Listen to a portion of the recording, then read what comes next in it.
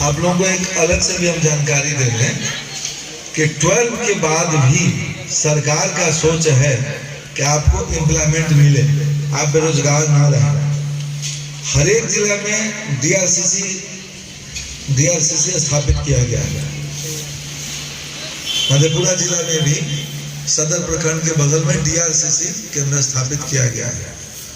DRCC का मूल काम ये है, अरे भाई साहब, कि जो बच्चे 12 पास हो, अरे सिर्फ आप ही नहीं है और कोई भी है, आगे पढ़ाई पीछे वाले का भी ख्याल कीजिए। टीचर है, उर्दू टीचर है, उन्हें जिस क्षेत्र में इंटरेस्ट हो उन्हें प्रशिक्षण दिया जाएगा, वोकेशनल ट्रेनिंग दिया जाएगा। उसमें कंप्यूटर भी एक आता है। इसके अतिरिक्त भी जो भी टेक्निकल जानकारी लेना चाहेंगे उनको ट्रेनिंग दिया जाएगा, विद सर्टिफिकेट भी दिया जाएगा। और अगर उसके बाद सेल्फ एम्प्लॉयमेंट की जरूरत है, स्वरोजगार की जरूरत है, तो सर्टिफिकेट के बाद लोन की सुविधा भी उपलब्ध है।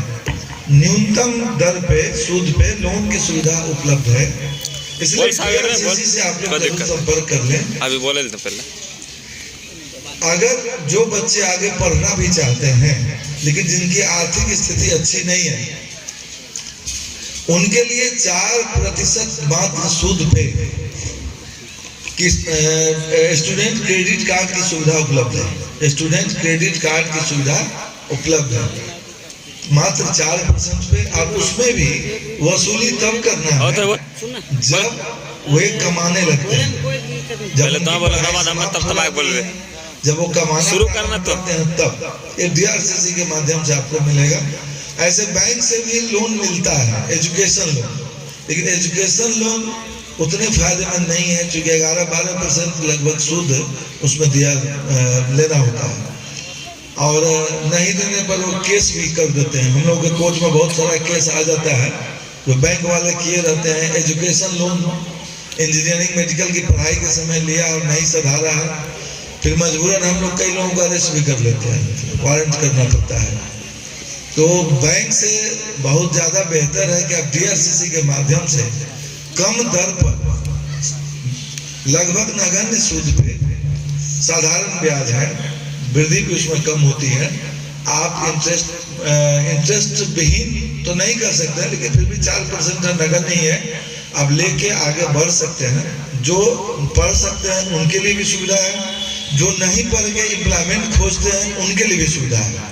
कंप्यूटर हमने इसलिए कहा कि आप लोगों को जानकारी है कि वर्तमान जो कंप्यूटर का युग हो गया, कंप्यूटर और आईटी का ही जमाना आ रहा है। जो पढ़ाई कंप्यूटर इंजीनियरिंग का करते हैं उनके लिए भी, और जो नहीं भी करते हैं, जो 5 क्लास का बच्चा हो भी अभी मोबाइल और कंप्यूटर का जानकारी रखने लगा, आंख में चश्मा 6-7 क्लास में ही चल जाता है। क्यों? चूंकि कंप्यूटर और टेलीविजन और मोबाइल देखते देखते उसका आंख की रोशनी पर असर पड़ता है। मेरा मतलब यह है कि आप लोगों को मालूम है कि एक बहुत ही होनहार प्रधानमंत्री थे भारत के, जिन्होंने कंप्यूटर पर जोर दिया था। अब वो नहीं रहे, लेकिन कंप्यूटर का जितना उन्होंने जोर दिया उससे कहीं ज्यादा प्रचार प्रसार हो गया।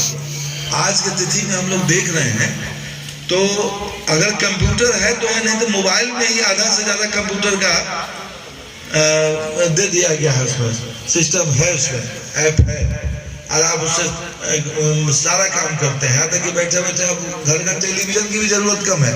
लोग जहाँ जाते हैं यूट्यूब देखने लगते हैं, फेसबुक देखने लगते हैं, उनका एंटरटेनमेंट भी हो जाता है। टेलीविजन की भी बिक्री घट गई। न्यूज भी बैठे बैठे लोग देख लेते हैं अब टेलीविजन, और इसका मोबाइल में बहुत कुछ आ जा रहा है। मेरा कहने का मतलब है कि कंप्यूटर की शिक्षा आप जरूर ले लें। जो आगे हायर एजुकेशन करेंगे उनके लिए तो फायदेमंद है ही। जो हायर एजुकेशन ना भी करते हैं, तो अगर कंप्यूटर की शिक्षा है तो छोटा मोटा काम आपको रोजगार के रूप में मिल ही जाता है। कंप्यूटर ऑपरेटर का, एग्जीक्यूटिव असिस्टेंट का, इस तरह का बहुत सारा काम उपलब्ध हो जाता है, आपको मिल जाता है सरकारी में या गैर सरकारी संस्था में। इसलिए कंप्यूटर में काफी इंटरेस्ट लेके और आप लोग उसका ट्रेनिंग लें और इसमें भी एक प्रोग्राम है ICT और डिजिटल वाला, बता दिए हैं क्या? बताए हैं आप लोग? नहीं बताया गया। ICT डिजिटल प्रोग्राम है जो बोल रहे थे ना, उसका नाम है ICT और डिजिटल प्रोग्राम के रूप में है। कल्याण के बारे में बोले, हॉस्टल के बारे में नहीं बोले। देखिए, जो अनुसूचित जाति, पिछड़ा वर्ग, अत्यंत पिछड़ा वर्ग के बच्चे हैं, जिनकी आर्थिक स्थिति, जिनके परिवार की आर्थिक स्थिति सपोर्ट करने लायक नहीं है, मतलब बहुत पढ़ाई कराने लायक नहीं है, उनके लिए भी सरकार ने व्यवस्था कर रखा है कि निःशुल्क छात्रावास, छात्रवृत्ति तो मिलता ही है, जो इन्होंने बता रहा था कि 1000, 2000, 1200 रुपया मिलता है, वो एक अलग है। छात्रावास की व्यवस्था है निःशुल्क। जैसे इस जिले में भी मुरलीगंज में छात्रावास है, मुरलीगंज एक ब्लॉक यहीं पर है, तो छात्रावास है।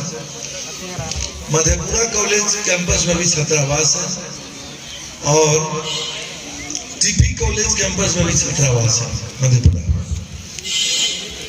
ऐसे बच्चे या कॉलेज के स्टूडेंट भी जो +2 कर भी लिए, कॉलेज में भी चले गए, जिनकी आर्थिक स्थिति अच्छी नहीं है, उन्हें स्कॉलरशिप तो दिया ही जाता है, बल्कि छात्रावास में रहने की व्यवस्था निःशुल्क है।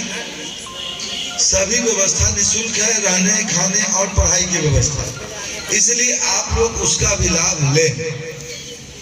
एक और इम्पोर्टेंट है जो हमें लगता है कि आपको नहीं भी बताया गया, एम्प्लॉयमेंट ऑफिसर का एक कार्यालय होता है हर एक जिले में। डिस्ट्रिक्ट एम्प्लॉयमेंट ऑफिसर का एक कार्यालय होता है। वहां से आप अगर जुड़ते हैं, वहां रजिस्ट्रेशन कराते हैं, तो आपको कई फायदा होता है। जैसे रोजगार मेला का आयोजन जगह जगह होता है, जगह जगह रोजगार मेला का आयोजन होता है, बड़े बड़े शहरों में ज्यादा होता है। जैसे बगल में आपका भागलपुर है, नजदीक यहाँ से पूर्णिया है, मुजफ्फरपुर है, आपका पटना तो है ही जो बिहार में है। बाकी बड़े शहर में कलकत्ता और बम्बे में होता है, उसकी सूचना शायद यहाँ नहीं भी मिलती है, लेकिन स्टेट स्तर पर जितना भी जगह है, वहाँ जो भी रोजगार मेला का आयोजन होता है, उसकी सूचना वहाँ आती है। और अगर आप वहाँ रजिस्ट्रेशन करा लेते हैं, तो रजिस्ट्रेशन करा लेते हैं तो आपको सूचना दी जाएगी मोबाइल ऐप के माध्यम से, ईमेल के माध्यम से, या किसी अन्य माध्यम से भी, वहाँ पर रोजगार लग रहा है। अगर आपके पास टेक्निकल डिग्री है, मैनेजमेंट की डिग्री है, इंजीनियरिंग की डिग्री है, मेडिकल की डिग्री है, वगैरह इस तरह की कोई भी डिग्री है, तो आपको रोजगार मिलने में सुविधा होगी। जैसा आपकी डिग्री होगा वैसा रोजगार आपको हाथों हाथ मिल जाने की व्यवस्था रोजगार मेला में है। इसके अतिरिक्त भी आप नियोजनालय में अगर आप रजिस्ट्रेशन करा लेते हैं, तो अन्य तरह का जो वोकेशनल ट्रेनिंग होता है, जिसके तहत आपको स्वरोजगार दिया जा सकता है, उसमें आपको मौका दिया जाएगा। जैसे RCEP एक संस्था होती है, स्टेट बैंक ऑफ इंडिया का RCEP, उसमें भी काफी ट्रेनिंग हम मतलब गवर्नमेंट के सपोर्ट से दिया जाता है, लेकिन SBI ही वहन करती है उसका सारा खर्च और व्यवस्था, और वहीं से लोन भी आपको मिल जाता है। और उसी सर्टिफिकेट के आधार पर आपको अपना आटा चक्की, राइस मिल, तेल मिल, मुर्गी पालन, बतख पालन, जो भी आप कर सकते हैं, मोमबत्ती, अगरबत्ती वगैरह जो भी कर सकते हैं, उसके लिए आपको दे दिया जाता है, आपको उसके लिए व्यवस्था दे दिया जाता है।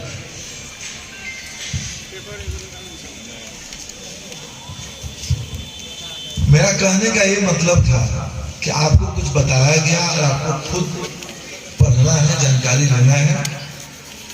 आप डिस्ट्रिक्ट एम्प्लॉयमेंट ऑफिसर श्रम विभाग से टैग होता है, उस कार्यालय में जरूर संबंध करके रजिस्ट्रेशन करा लें। आपको कई तरह से फायदा होगा, ट्रेनिंग में भी फायदा होगा, रोजगार में भी फायदा होगी, सरकारी नौकरी में भी फायदा होगा, और बहुत सारा चीज जो आप गांव में रहते हैं जो नहीं पता चलता है, वो आपको समय समय पर सूचना देंगे, जो आपको भविष्य के लिए बेहतर रहेगा।